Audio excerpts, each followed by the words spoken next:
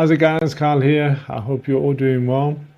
So today I'm just going to be discussing a new piece of equipment that we've actually incorporated into our studio using the AD400 Pros with the H400P.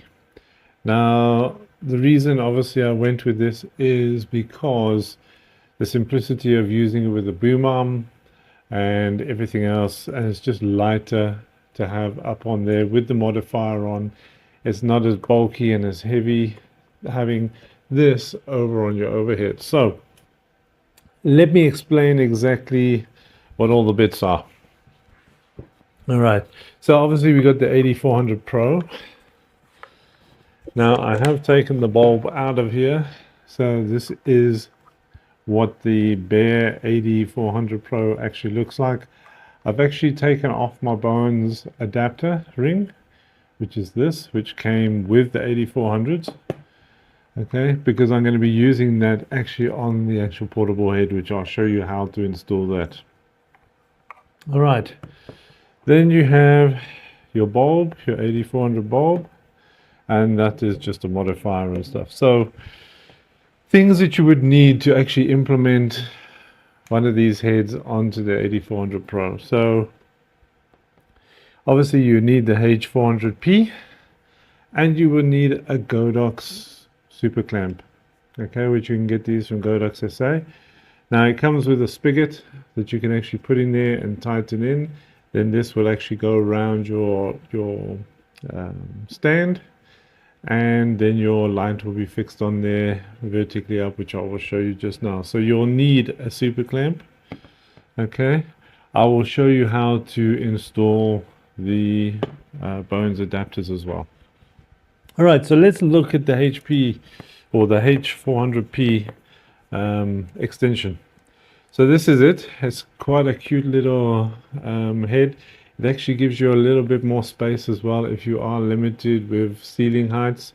Like, it's one of my pet banes in studio, because we've only got the 2.4 meter high ceilings. So this actually comes in useful if I'm doing stuff overhead, because it's a lot smaller for space to get closer to the ceiling, and gives you a little bit more space with your subject and the modifier. So the actual cable that comes on here, I think it's around about a 2.4 meter cable, if I'm not mistaken. Now many people may say, well, won't that lose some power to the extension on the head side? Possibly, but it'll be very, very small amounts, if any. So I haven't actually hit any sort of limit on that. If I'm using in studio, I'm really not using this at full power. If you go out and about, I haven't tried it outside, but if you go out and about with it, I will let you know once I've done those tests. But it is a 2.4 cable, and I think the 600, they have shortened the cable to about 1800 or 6 foot.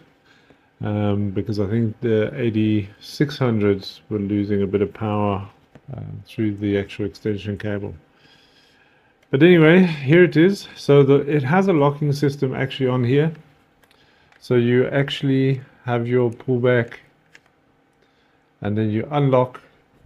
So this section here actually turns and unlocks completely. So pull back, unlock, and give it a bit of a wobble. It is quite tight. Okay, so basically you have your 3 pins which are there for your flash, and then you have your I think it will be the LED on the actual connection there as well. So that is the cable. Okay, so it's quite a handy little thing to actually have. All right. So how to put it onto your AD400 Pro. As I said, you've actually got on the front here, you've got your 3 pins for your actual flash, and you've got your little also it's like a 4-pin plug there, which probably is for the LED. I'm not too sure on that, but I can be corrected. So on the back of the actual unit, you've actually got a Godox mount on the 8400 Pros. Okay, so this on the back of the actual extension is a Godox mount. Now the 8600s for the H600P will actually have your Bowens mount. Okay, so but the 400s, they actually have the Godox mounts. So what you do is you line that up with your 3 pins, and you would actually line up your Godox mount, turn it, and it will lock in. You would actually hear your little lock trigger actually click, and that is it. So then that will actually go onto your stands. Just gonna put that down. So to actually install your flash tube if you actually look in the back of the flash tube, you would see next to one of the pins there's like a little indent.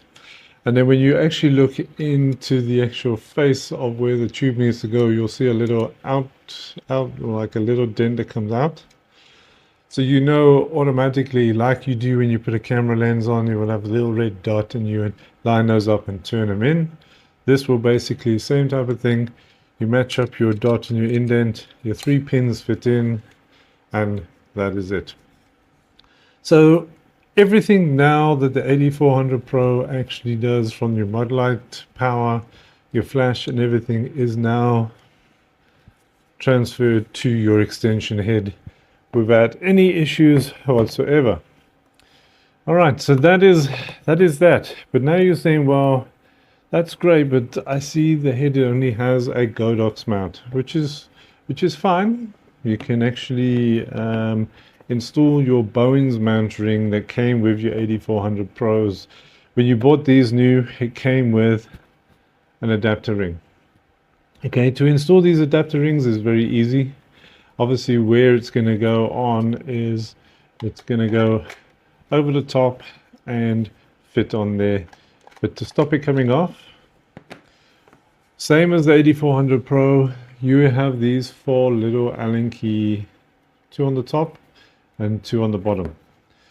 Now when you bought your 8400s, you would have got a little Allen key actually in the actual light box itself.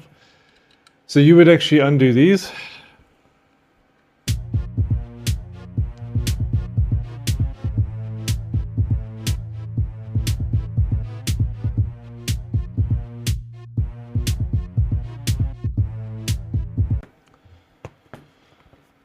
Okay, so there's your 4 little screws out. You would then slip over your Bowens adapter. Now you'll line up your release pullback trigger there to that one, and that will sit in there. So that as it sits on, you will get those 4 screws and you will put them back in. Now, if you don't want to actually put your Bowens adapter actually on here, you can put the S2 bracket on if you want to now then use a Bowens mount. But what happens with the S2 bracket is it does come into the flash tube slightly, where this is actually from the base of the actual Godox mount. Your S2 bracket will come partially into where your bulb is, so it could actually cause a bit of restriction and stuff like that, but it does work because I have done it that way. Okay, I did use a beauty dish with an S2 bracket on just so I could actually test and see what it would actually do. So I'm going to screw these in.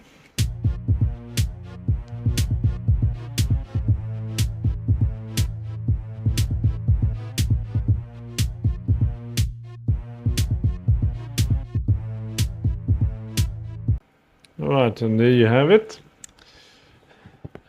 Okay, so there you have it. It is now got there, and you've got your Bowens mount in, so you can get your Bowens and clip it in, and you will have your extension head to be able to fit any of your Bowens modifiers, whether it be strip boxes, beauty dishes, or anything.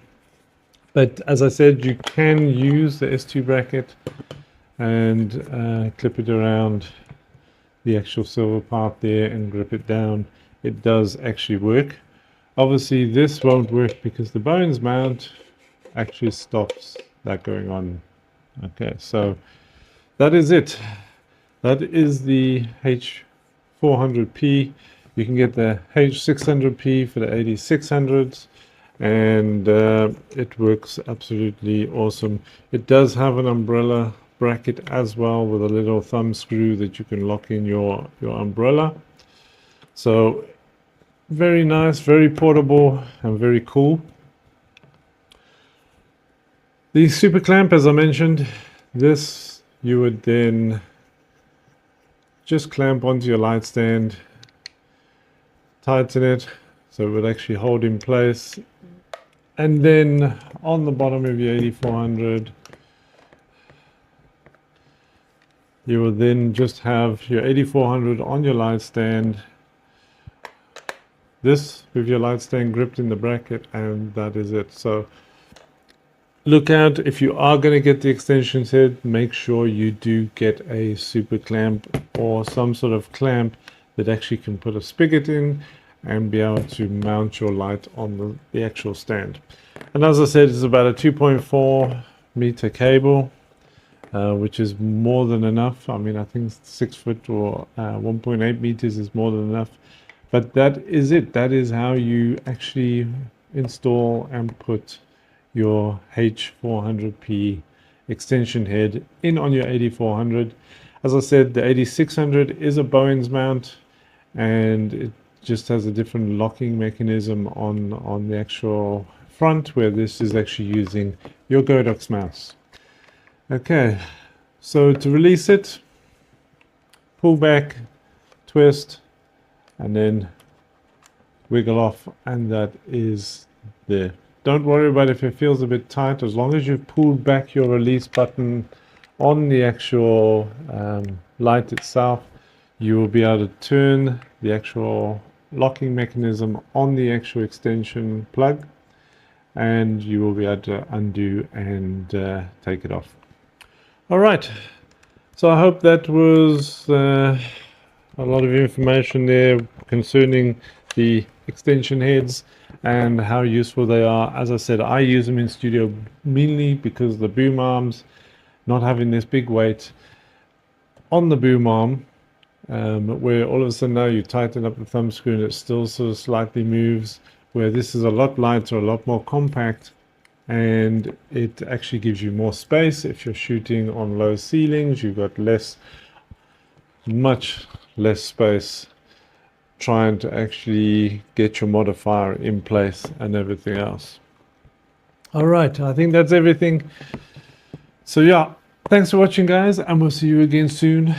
Cheers for now. Thanks for watching.